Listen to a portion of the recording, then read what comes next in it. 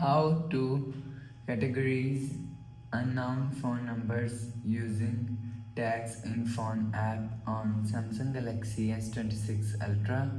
So let's start the video. First of all, go to app library. Now here, so click on phone app.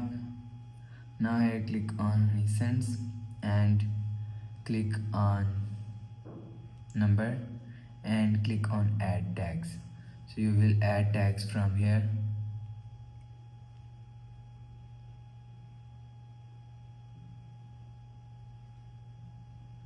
And if you want to see tags, so click on this three dot icon and click on view and edit tags.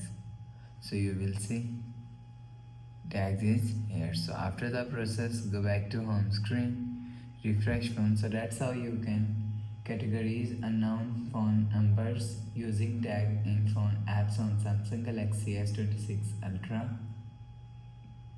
So if you like the video, please subscribe. Thanks for watching.